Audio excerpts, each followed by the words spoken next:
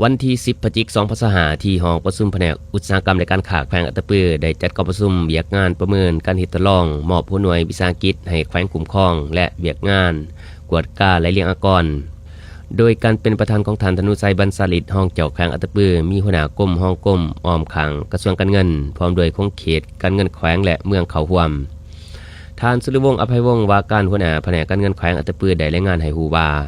ผลการจัดตั้งปฏิบัติแผนงบประมาณแห่งรัฐใน10เดือนผ่านมาแขวงอัตตปือสามารถเก็บรายรับได้แล้ว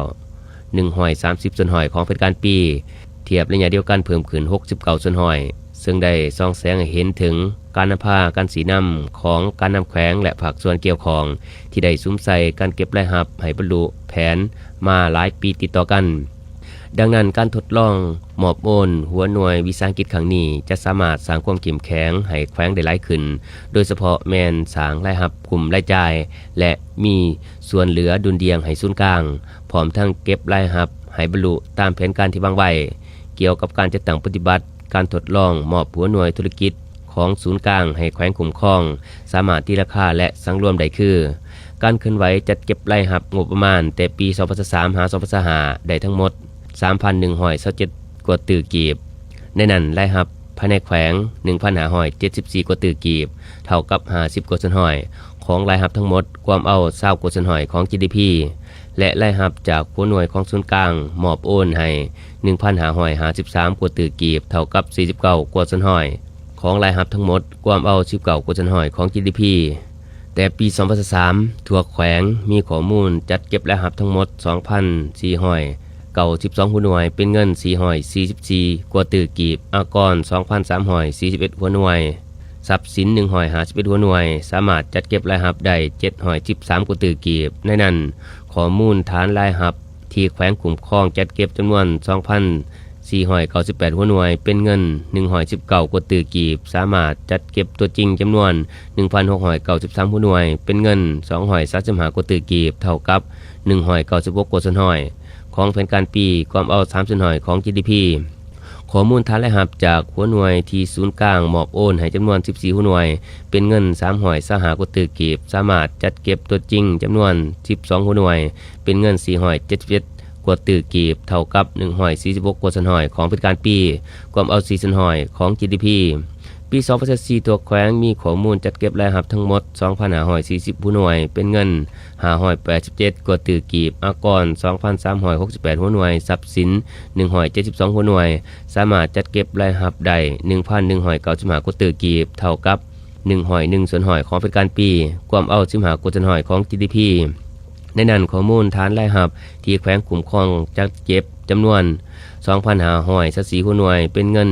117กว่าตื้อกีบสามารถจัดเก็บตัวจริงจำนวน 1,737 หัวหน่วยเป็นเงิน542กว่าตื้อกีบเท่ากับ463กว่าส่วนหอยของเป็นการปีเทียบใส่ปี2023เพิ่มขึ้น26หัวหน่วยหรือเพิ่มขึ้น307กว่าตื้อกีบข้อมูลฐานรายรับจากหัวหน่วยที่ศูนย์กลางมอบโอนให้จำนวน16หัวหน่วยเป็นเงิน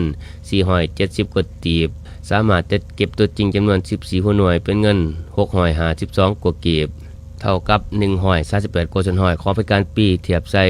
ปี2023เพิ่มขึ้น2หัวหน่วยหรือเพิ่มขึ้น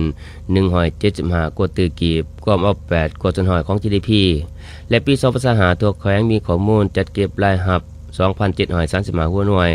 เป็นเงิน913กว่าตื้อกีบในนั้นอากร 2,547 หัวหน่วยทรัพย์สิน188หัวหน่วยหอดวันที่31ตุลาคม2025สามารถจัดเก็บรายรับได้ 1,218 กว่าตื้อกีบความเอา15กว่าส่วนหอยของ GDP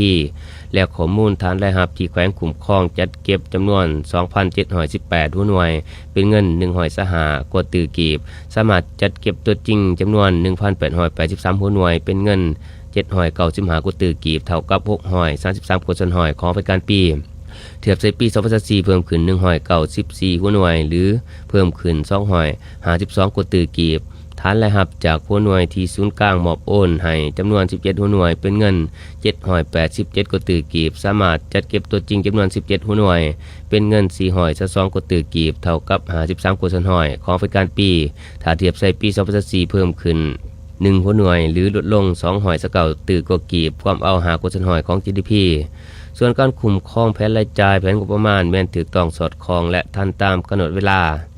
การปฏิบัติรายจ่ายถูกต้องตามแผนการประจำปีที่ได้วางไว้สามารถปฏิบัติรายจ่ายบุริมสิทธิ์ของรัฐบาลเป็นต้นแม่นเงินเดือนและเงินอุดหนุนนโยบายต่างๆนอกนั้นแขวงอัตตปือสามารถปฏิบัติรายจ่ายตามเพดานที่สภาพห้องการแก้ไขหนี้สินการลงทุนของรัฐปี2025ลดลง60โครงการมูลค่า106 ตึกกีบ